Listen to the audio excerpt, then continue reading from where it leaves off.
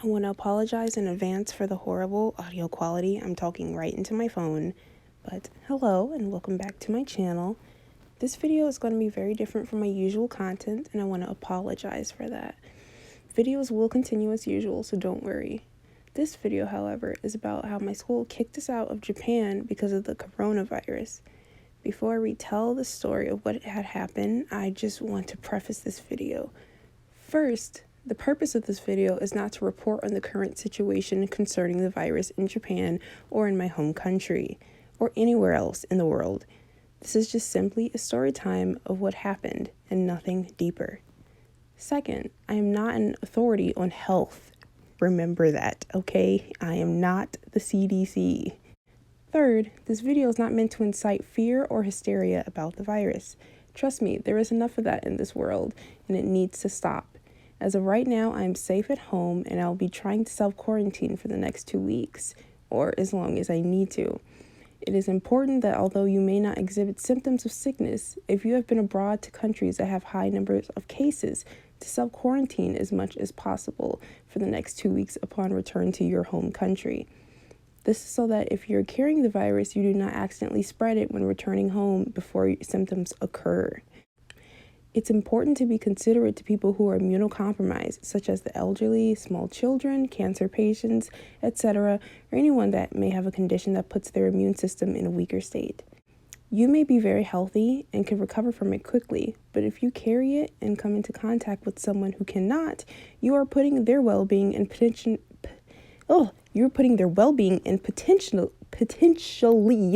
their life at risk. Please be considerate.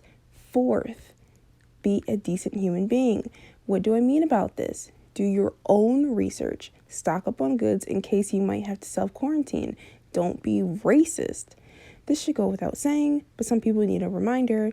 And don't outwardly sneeze or cough in public if you can control it. And please wash your hands.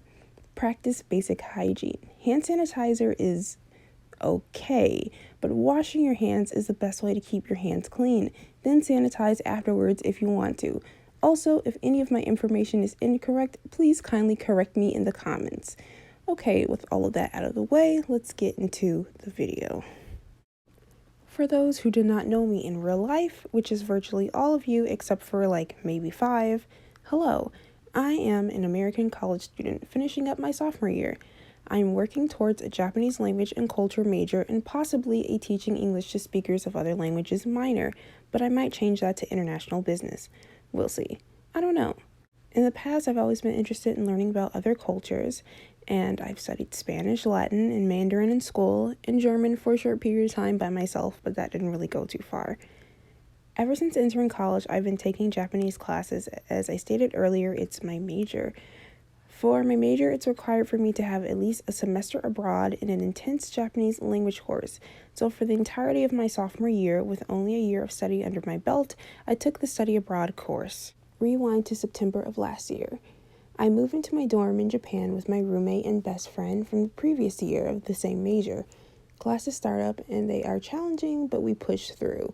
They are taught completely in Japanese, and if you ever try to learn a language while it being taught in that very language, if that makes any sense, you know that it's pretty difficult at first. As the semester goes on, though, we continue our studies as usual. December comes around, and we decide to go to Korea for winter break, because we're right there. Might as well just go to Korea, right?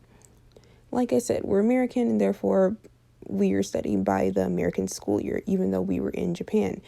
The American school year is usually 2 semesters, the first typically from September to December, and the second typically from January to about May, but some in April, and some even go on to June. Anyways, we head to Seoul and have a complete blast. By the way, I knew Mamamoo were popular in South Korea, but I didn't expect them to be everywhere. And I mean everywhere. No other group came close, surprisingly. There was even a whole building that seemingly was dedicated to their eyewear advertisements, which is pretty funny to see.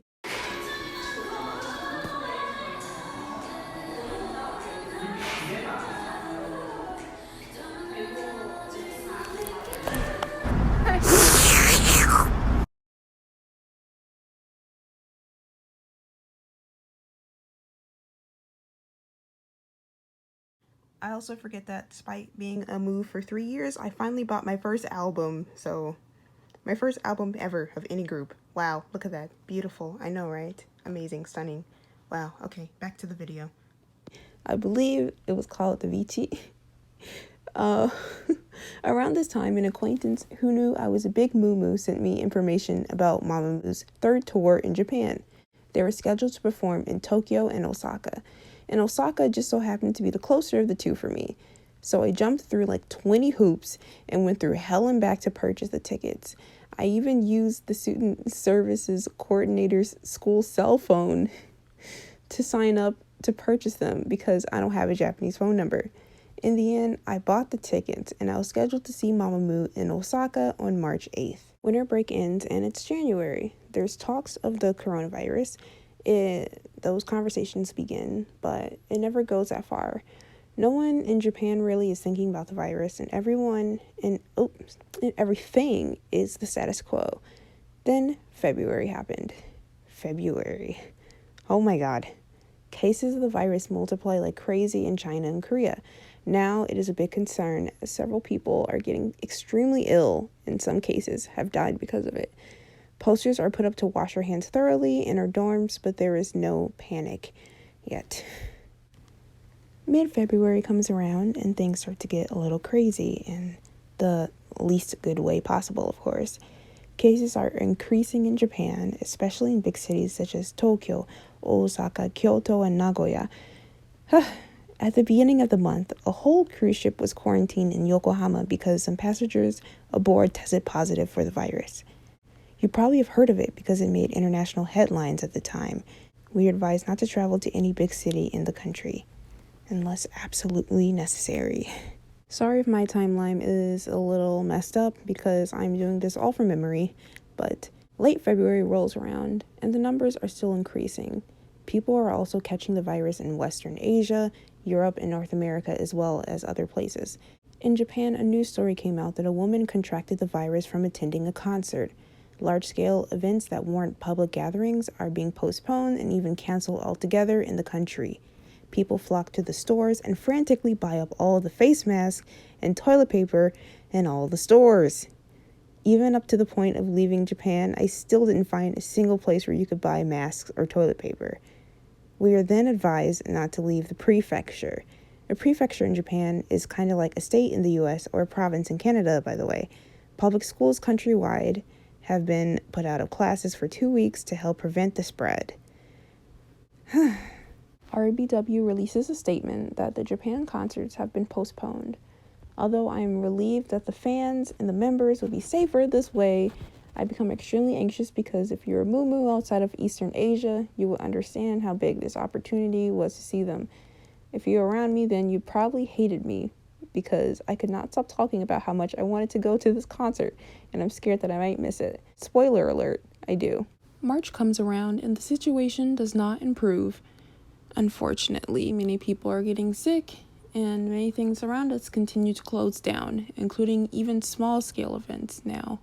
The administrators of our program tell us if something were to happen to it, like a cancellation, it would be the decision of the Japanese government. Everyone's really concerned at this point because no one wants to see people getting sick. Like, we want people to get better and, not catch this thing, but people are getting sick and they're in pain, and it's just a huge mess. RBW had not yet released a new date for the concert, and until then, there'd be no instructions on how to get a refund. Then, the morning of March 12th rolls around. It was a relatively normal morning despite all the awful stuff happening around us, and I was about to get into the shower. Wow, I can't speak.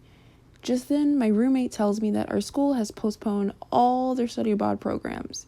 Now, the program I was studying on was not one of my home institution. This program was by the main state school for all the state universities in the state. I said the word state so many times. Does that make any sense? It wasn't my school's program. Basically, I was studying abroad through a school partnership under another school's program. Okay. So if our own school postponed all their study abroad programs, what would that look like for us? Students from a different institution were in the same predicament. Were we still students? What were we supposed to do? Well, I washed up and headed for class. Why? I don't know. We were all heading to class anyway, so we just went. Then we learned that there would be a meeting that afternoon for all the students. No one could really focus in class due to everything that was happening. Somehow we made it through class and lunch and then time for the meeting. They sit us all down and they proceed to dump all of the panic and anxiety on our heads. Our study abroad program was canceled and we had until Monday to pack up our stuff, clean our rooms, buy an airplane ticket, and leave the country. Yes, until Monday. Keep in mind that this was Thursday evening. Oh, Thursday afternoon. We had until Monday to figure everything out. So, 3.5 days? Also, we had to take our weekly tests the next day.